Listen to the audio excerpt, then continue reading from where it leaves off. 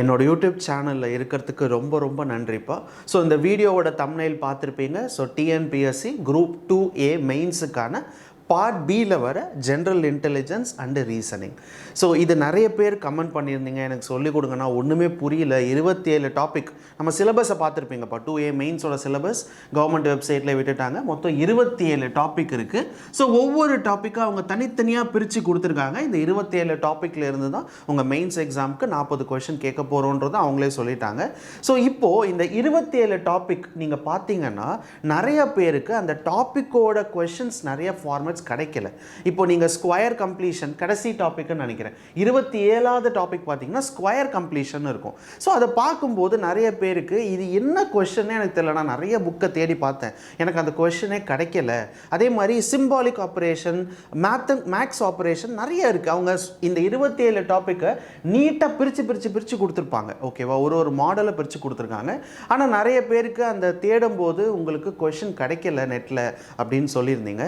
So இந்த வீடியோவை மட்டும் முழுசாக பாருங்கள் நீங்கள் மெயின்ஸ் படிக்கிறவங்களா இருந்தீங்கன்னா. ஏன்னா ஒவ்வொரு இதுவுமே பார்த்து தான் உங்களுக்கு எடுத்து கொடுத்துருக்கேன். அதனால் என்ன சொல்ல வர, நீங்கள் எப்படி படிக்கணும். ஏன்னா ஜென்ரல் இன்டெலிஜென்ஸ்ன்றதுப்பா நான் சொல்லி கொடுத்து உங்களுக்கு வரப்போகிறது கிடையாது, நீங்களாக கற்றுக்கணும். அதாவது உங்கள் மூளை எப்படி வேலை செய்யுதோ அதுதான் ஜென்ரல் இன்டெலிஜென்ஸ். நான் சொல்லி கொடுத்தா நீ ஜஸ்ட் இப்படி தான் இருக்கும் கொஷின் அப்படின்னு தான் நான் சொல்லிக் கொடுக்க முடியுமே தவிர, எக்ஸாமில் நீங்கள் போய் பார்க்கும்போது ஆமாம் அண்ணா அப்படி சொல்லி கொடுத்தாங்க அப்போ நம்ம தான் யோசிச்சு போடணும் அப்படின்றத நீங்கள் செட் ஆகணும். ஓகேவா. ஸோ ஃபஸ்ட்டு நீங்கள் பண்ண வேண்டியது என்னென்னா, இந்த 27 டாபிக் நீங்கள் கண்டிப்பாக படிச்சிருந்தீங்கன்னா ஓகே, இல்லைனா நான் சுத்தமாக தொடவே இல்லை, இந்த 27 டாபிக் எனக்கு எதுவுமே தெரியாது அப்படின்னா ரொம்ப நல்லதாக போச்சு. இப்போயே போயிட்டு நான் நம்ம டிஎன்பிஎஸ்சி நீங்கள் டெஸ்ட்டு வாங்கியிருப்பீங்கன்னு நினைக்கிறேன். அந்த டிஎன்பிஎஸ்சி டெஸ்ட் பேக்கேஜ்குள்ளே டிஎன்பிஎஸ்சின்னு ஒரு டேப் இருக்கும், அதில் மெயின்ஸ்னு ப்ராக்கெட்டில் போட்டிருப்பேன் பாருங்கள். டிஎன்பிஎஸ்சி மெயின்ஸ் அப்படின்னு அந்த டிஎன்பிஎஸ்சி டெஸ்ட் பேக்கேஜ் இருக்குல்ல, நீங்கள் ஆல்ரெடி வாங்கி எழுதுனீங்கல்ல, அதுக்குள்ளேயே வேறு எதையும் வாங்கிறாதீங்க. நீங்கள் ஆல்ரெடி வாங்கி வச்சுருந்தீங்கன்னா அதுக்குள்ளேயே டிஎன்பிஎஸ்சி மெயின்ஸ்னு இருக்கும். அதுக்குள்ளேயே இப்போ ஃபஸ்ட்டு டெஸ்ட்டு ஒன்று போட்டிருப்பேன் மெயின்ஸ்ன்னு சொல்லிட்டு, சரிங்களா. இதில் 65 கொஷின் கொடுத்துருக்கேன், நல்லா கவனிச்சுக்கோங்க சரியா. 65 கொஷின் கொடுத்துருக்கேன். இந்த 65 கொஷினுமே இவங்க உங்கள் எக்ஸாமில் கொடுத்துருக்காங்களே இந்த 27 டாபிக், இந்த 27 டாப்பிக்லேருந்து எடுத்தது தான் இந்த 65 கொஷின். ஓகேவா. இந்த 65 கொஷின்லையுமே நான் என்ன பண்ணியிருக்கேன்னா, அங்கங்கேருந்து எடுத்து போடாமல் கரெக்டாக ஃபஸ்ட்டு டாபிக் அனலாஜின்னு நினைக்கிறேன், அனலாஜியிலேருந்து 3 கொஷின். ஓகேவா. அதே மாதிரி லாஸ்ட்டு பார்த்தீங்கன்னா 27வது டாபிக் பார்த்தீங்கன்னா ஸ்கொயர் கம்ப்ளீஷன். ஸோ அப்போ ஸ்கொயர் கம்ப்ளீஷன்லேருந்து 2 டாபிக். ஒவ்வொரு கொஷனுமே அதுக்கு பக்கத்துலேயே, இப்போ நம்ம ஃபஸ்ட்டு கொஷின் நீங்கள் இந்த டெஸ்ட் எழுதுறீங்கல்ல, இந்த டெஸ்ட்டில் ஃபஸ்ட்டு கொஷின் நீங்கள் ஓப்பன் பண்ணிங்கன்னா கொஷின் எப்போதும் போல் இருக்கும், ப்ராக்கெட்டில் அனலாஜி அப்படின்னு கொடுத்துருப்பேன். அது எதுக்குன்னா இந்த மாதிரியான கொஷனுக்கு டாபிக் பேர் என்னென்னா அனலாஜின்னு அர்த்தம். இப்போ 10வது டாபிக் எடுத்துக்கிட்டிங்கன்னா அரித்மெட்டிக் ரீசனிங்னு இருக்கும். நீங்கள் அரித்மெட்டிக் ரீசனிங்னு நெட்டில் சர்ச் பண்ணி பார்த்தீங்கன்னா நிறையா வரும். ஆனால் உங்களுக்கு தேவையான ரீசனிங்கில் அரித்மெட்டிக் எது வருதோ அதை மட்டும்தான் கொடுத்துருப்பேன். அதனால தான் ஒவ்வொரு கொஷனுக்கும் சைட்லையும் இது என்ன டாப்பிக்கில் இருந்து கேட்ட கொஷின் அப்படின்றதும் அந்த டெஸ்ட்டில் இருக்கும். சரியா. நீங்கள் படிச்சுட்டு போய் இந்த டெஸ்ட்டை எழுதணுமான்னு கேட்டால் வேண்டாம்ப்பா, சும்மா ஒரு ½ hour எடுத்துக்கோங்க, டைம் எடுத்துக்கோங்க, நீங்களே இந்த டெஸ்ட்டை போய் எழுதுங்க.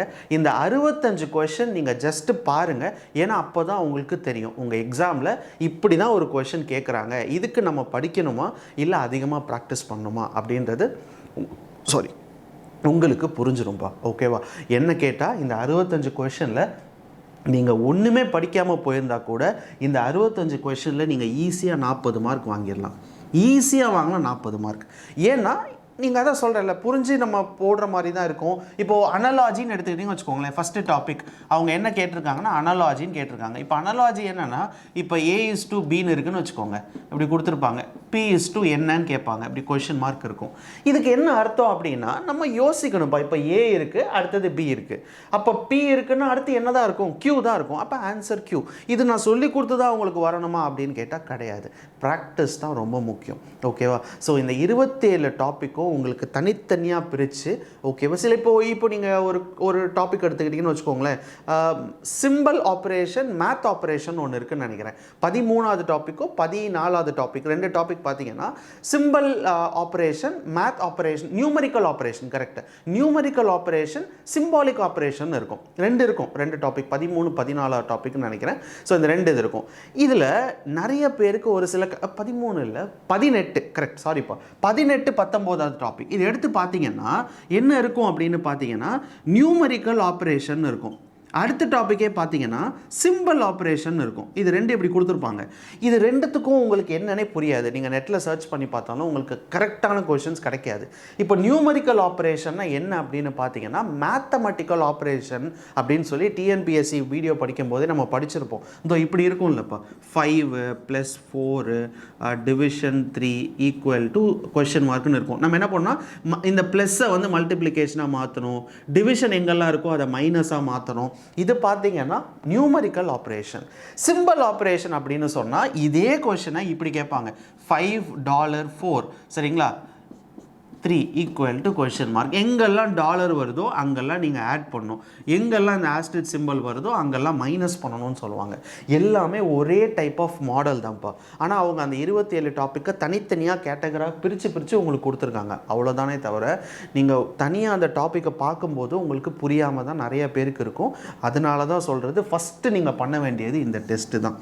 இப்போயே போங்க, சரியா, டெஸ்ட்டை எழுதுங்க. ஒன்றுமே தெரியலனா பரவாயில்ல, டாப்பிக்கே எனக்கு தெரியாதுன்னா படிக்கவே இல்லைனாலும் பரவாயில்ல, இந்த டெஸ்ட்டை போய், இந்த டெஸ்ட் எத்தனை வாட்டி வேணாலும் நீங்கள் எழுதலாம். அதனால் இப்போ போய் இந்த டெஸ்ட்டை எழுதுங்க. உங்களால் ஈஸியாக 40 மார்க் வாங்க முடியும், சரிங்களா. பட் மிச்சம் இருக்கிறதெல்லாம் நான் எப்படி படிக்கணும்னு சொல்கிறேன். ஏன்னா ஒரு சில டாபிக்ஸ் இந்த ஜென்ரல் இன்டெலிஜென்ஸ் ரீசனிங்குள்ளே 27 டாபிக் இருக்கு இல்லையா, இந்த 27 டாப்பிக்கை நம்ம தனியாக பிரிக்கலாம். ஒன்று வந்து ரீசனிங் தனியாகவும் கொஞ்சம் மேக்ஸும் இதில் இருக்குது, மேக்ஸ் தனியாகவும் பிரிக்கலாம். இப்போ மேக்ஸ் அப்படின்னு எதை எடுத்துக்கிட்டோன்னா 10வது டாபிக், சரிங்களா. 10வது டாப்பிக்கு அடுத்தது பார்த்தீங்கன்னா கேலண்டர் ஒன்று கொடுத்துருக்காங்க, கரெக்டாக. கேலண்டர் ஒரு டாபிக் இருக்குது, பெர்முடேஷன் காம்பினேஷன் இருக்குது, பெர்முடேஷன் அண்டு காம்பினேஷன். இது எல்லாமே மேக்ஸ் டாபிக் பா. இதை தவிர மற்றது எல்லாமே ரீசனிங் டாபிக் தான், ஓகேவா. ஸோ 10வதுல வர்றது பார்த்தீங்கன்னா அரித்மெட்டிக் ரீசனிங்னு இருக்கும், 10th டாபிக். அரித்மெட்டிக் ரீசனிங்னா, அரித்மெட்டிக்னாலே மேக்ஸ் தான், மேக்ஸில் வர ரீசனிங், அரித்மெட்டிக் ரீசனிங், அதுக்கப்புறம் கேலண்டர், பெர்முடேஷன், காம்பினேஷன். இப்போ பெர்முடேஷன், காம்பினேஷன், கேலண்டரை விட்டுருங்க, ஓகேவா, இது நம்ம படிச்சுக்கலாம். பட் இந்த அரித்மெட்டிக் ரீசனிங் அப்படின்னா அதுக்குள்ளே என்னெல்லாம் வரும் அப்படின்னு பார்த்தீங்கன்னா என்ன டாப்பிக்கில் இருந்தாலும் மேக்ஸில் இருந்து அவங்க கொஷின் கேட்கலாம், பேசிக் கொஷின். இப்போ பார்த்தீங்கன்னா ஒரு ஸ்கூலில் 200 பேர் இருக்காங்க, அந்த 200 பேரில் பாய்ஸ் இஸ் டு கேர்ள்ஸ் 3:2 ரேஷியோவில் இருக்காங்க அப்படின்னா பாய்ஸ் எவ்வளோ பேர் இருக்காங்கன்னா உங்களுக்கு கண்டுபிடிக்க தெரியணும். இது எல்லாமே அரித்மெட்டிக் ரீசனிங்குள்ளே வருது. ஆனால் அப்போ திருப்பி நான் குவான்டிடேட்டிவ் ஆப்டிடியூட் எல்லாமே படிக்கணுமா அப்படின்னு கேட்டால் எல்லாமே படிக்கணும்னு அவசியம் கிடையாது. இந்த அரித்மெட்டிக் ரீசனிங்கில் நம்ம பழைய வருஷத்தில் கேட்டது, அரித்மெட்டிக் ரீசனிங்குள்ளே இருக்கிற செஷன்ஸ் எல்லாம் பார்த்தோன்னா வெறும் பேசிக் லெவல் கொஷின்ஸ் மட்டும் தெரிஞ்சுக்கிட்டால் போதும். அதை நான் உங்களுக்கு தனியாக சொல்லித்தரேன், சரியா. இந்த அரித்மெட்டிக் ரீசனிங் தனியாக சொல்லித்தரேன். இது எல்லாமே நம்ம சேனலில் ஆல்ரெடி இருக்குப்பா. கேலண்டர் 7 வீடியோ போட்டிருக்கேன், பெர்முடேஷன் காம்பினேஷன் 6 வீடியோ போட்டிருக்கேன், தமிழ்லேயே இருக்குது. நம்ம திருப்பி இப்போ அடுத்தடுத்த வீடியோவில் நம்ம படிக்க தான் போகிறோம். டிஎன்பிஎஸ்சி வீடியோ நான் போட தான் போகிறேன். அடுத்த வீடியோவில் என் சேனலில் என்னெல்லாம் வீடியோ இருக்குது அது எதெல்லாம் நம்ம சொல்லி கொடுத்து முடிச்சாச்சு. இந்த 27 டாப்பிக்கில் மிச்சம் இருக்கிற டாபிக் நான் என்னெல்லாம் சொல்லி கொடுக்க போகிறேன் அது எல்லாமே உங்களுக்கு நான் சொல்கிறேன், சரிங்களா. ஸோ அதனால் நீங்கள் மெயின்ஸ் எக்ஸாம்ஸ் படிக்க போகிறீங்க அப்படின்னா ஒன்றும் பயப்பட வேணாம். இந்த டாப்பிக்கோட பேரை பார்த்து சரியாக கொஷின்ஸ் கிடைக்கல நிறைய பேர் மெயில் பண்ணியிருந்தீங்க. நீங்கள் ஒன்றும் பயப்படாதீங்க, நான் டெஸ்ட்டு தனியாக உங்களுக்கு கொடுக்குறேன், டாபிக் வைஸ் டெஸ்ட் நான் கொடுக்குறேன். ஸோ அதனால் நீங்கள் பண்ண வேண்டியது ஃபஸ்ட்டு போய் இந்த 65 கொஷின் டெஸ்ட்டை எழுதுங்க. ஒவ்வொரு கொஷின் பக்கத்துலேயும் அந்த டாப்பிக்கோட பேரை போட்டிருக்கேன். ஒரு வாட்டி அந்த டாப்பிக்கோட பேரை படித்து பாருங்கள், அப்போ தான் உங்களுக்கு புரியும். Square completion. இப்போ 27வது டாபிக் நான் சொன்னேன் இல்லை, 27வது டாபிக் பார்த்தீங்கன்னா ஸ்கொயர் கம்ப்ளீஷன் இருக்கும். ஸோ ஸ்கொயர் கம்ப்ளீஷனில் நான் டெஸ்ட் இந்த இதில் கொடுத்துருப்பேன், லாஸ்ட் கொஷினே ஸ்கொயர் கம்ப்ளீஷன் தான். ஸோ அப்போ நீங்கள் பார்க்கும்போது ஸ்கொயர் கம்ப்ளீஷன்னா இப்படி தான் உங்கள் எக்ஸாமில் கொஷின் கேட்பாங்களோ, இந்த டாப்பிக்கு பேர் ஸ்கொயர் கம்ப்ளீஷன், அப்போ தான் உங்களுக்கு தெரியும். அதனால தான் நான் டீமை ரெடி பண்ணும்போது ஒவ்வொரு கொஷனுக்கு பக்கத்தில் அதோட டாப்பிக்கோட பேரையும் போடுங்க, எழுதுகிறவங்களுக்கு தெரியும் அப்படின்றதுக்காக தான் நம்ம அது போட்டது, சரிங்களாப்பா.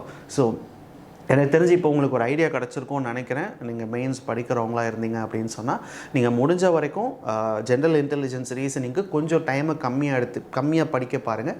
மற்றதெல்லாம் இருக்கும்ல, இதை தவிர மற்ற சிலபஸ் இருக்கும்ல, அது கொஞ்சம் டைம் அதிகமாக எடுத்து படிங்க. ஏன்னா அதுதான் சிலபஸ் ரொம்ப அதிகம், நீங்கள் நிறைய படிக்க வேண்டியது இருக்கும். பட் இது அவ்வளோவா ஒன்றும் இருக்காது, நீங்கள் நார்மலாக போட்டுடலாம். ஸோ அதனால் நீங்கள் மற்ற பார்ட் ஏ அதெல்லாம் இருக்கும்ல, பார்ட் சின்னு நினைக்கிறேன், பார்ட் ஏ பார்ட் சிலாம் இருக்குது. ஸோ அதெல்லாம் நீங்கள் படிக்க ஆரம்பிங்க, நிறைய டைம் எடுத்து படிங்க. இது இது நீங்கள் ஜென்ரல் இன்டெலிஜென்ஸ் ரீசனிங் ஒரு 15 நாள் 20 நாளில் முடிச்சிடலாம். ஒரு நாளைக்கு ஒரு டாபிக் ஒரு 2 மணி நேரம் உட்காந்திங்கன்னா அந்த டாப்பிக்கை படித்து முடிச்சிடலாம். ஸோ அதனால் இதுக்கு ரொம்ப நீங்கள் டைம் எடுத்து படிக்க வேண்டாம். மெயின்ஸுக்கு மற்ற டாப்பிக்கை படிக்க ஆரம்பிங்க. ஸோ இப்போ நீங்கள் பண்ண வேண்டியதுப்பா டெஸ்ட்டு தான் ஃபஸ்ட்டு. நீங்கள் ஆல்ரெடி வாங்கினவங்களாக இருந்தீங்கன்னா வேறு எதையுமே வாங்கிடாதீங்க. உங்கள் லாகின் பண்ணி உள்ளே போங்க. அதிலே டேப்பில் மெயின்ஸ்ன்னு போட்டிருப்பேன், அதை ஒரு வாட்டி டெஸ்ட் எழுதிடுங்க. ஒருவேளை நீங்கள் வாங்கலை அப்படின்னு சொன்னால் நம்ம வெப்சைட்குள்ளே போனீங்கன்னா டிஎன்பிஎஸ்சின்னு கடைசியில் இருக்கும். இல்லை மொபைல் அப்ளிகேஷனில் ஆண்ட்ராய்டு வச்சுருந்தீங்கன்னா feel free to learn app download பண்ணிக்கோங்க. அதில் நிறைய டெஸ்ட் இருக்கும். அதில் லாஸ்ட்டில் டிஎன்பிஎஸ்சின்னு இருக்கும். அதை வாங்கிட்டு அதுக்குள்ளே இருக்கிற டெஸ்ட்டை எழுதுங்க. ஓகேவா? ஸோ வீடியோவும் போடுறேன், அதுக்கு தேவையான டாப்பிக்கும் நான் உங்களுக்கு கொடுக்குறேன். அடுத்த வீடியோவில் நான் தெளிவாக அதை பற்றி சொல்கிறேன். ஸோ இந்த வீடியோவில் உங்களுக்கு இதை சொல்லணும், ஏன்னா மறந்துடக்கூடாது. ஏன்னா நான் எதுவுமே படிக்கலைன்னா அப்படின்னாலும் பரவாயில்ல, இந்த டெஸ்ட்டை போய் எழுதுங்க. அப்போ தான் ஒரு ஐடியா கிடைக்கும். ரைட்? ஸோ ரொம்ப நன்றிப்பா வீடியோவை பார்த்ததுக்கு. ஸோ அடுத்த வீடியோவில் நான் அடுத்தடுத்து சொல்கிறேன் உங்களுக்கு எப்படி படிக்கணும்னு. முடிஞ்ச வரைக்கும் இதை மட்டும் மைண்டில் வச்சுக்கோங்க. ஜென்ரல் இன்டெலிஜென்ஸுன்றது ஒவ்வொருத்தரோட மூளை எப்படி வேலை செய்தோ அதை வச்சு தான் நம்ம சால்வ் பண்ண முடியும்.